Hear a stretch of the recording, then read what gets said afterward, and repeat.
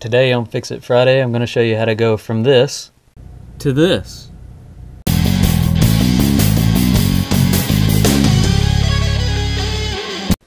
When you add a new outlet to an existing wall, you end up with something like this.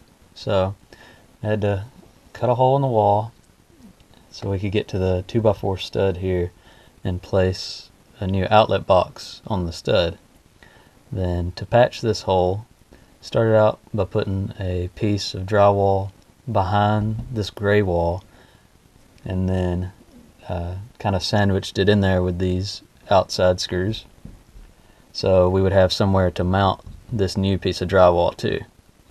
So you can see here the new drywall is mounted to that back piece, but it leaves you with a gap here that we have to go in and fill in with putty and sand it smooth and repaint it, and hopefully it'll look good as new. So I'm going to start with the spackling compound, put it on my putty knife,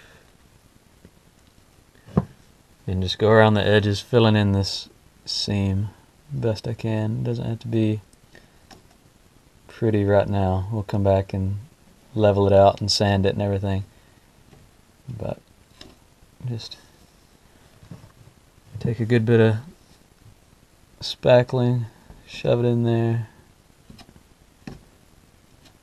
so you can fill up that crack and just go around the entire edge, and then we'll come back with a bigger putty knife and spread it out a little more so it'll be more even.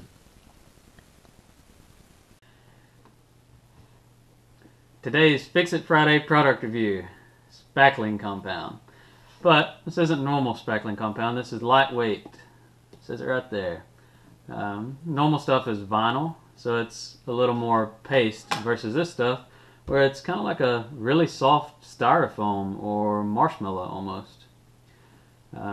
But it says it can be used on drywall, wood, plaster, stucco. It's paintable and it's fast drying.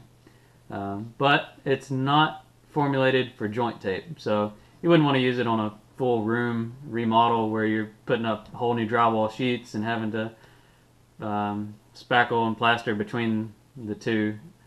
But for small holes where you've had pictures hanging or a mirror or something, this is perfect. For my project, it was fine filling in the cracks. I did find that it would stick to the putty knife sometimes more than the wall, so you might have a better chance of using your finger. It seems to come off of that a lot easier. It says it is paintable immediately if you're using water-based paint. I tried this with some paint I had. It worked, but not that great. The stuff that I let dry and sand, it was a lot easier. And it does dry like normal spackling compound. You can sand it and everything. It gets rock hard and feels like drywall. So without further ado, let's get back to the project. Okay, I got the putty spread around.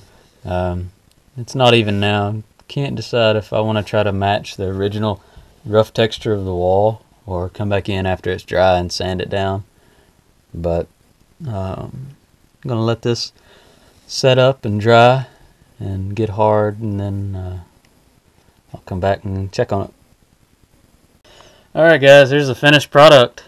Decided not to sand out these rough spots because the rest of the wall is textured anyway.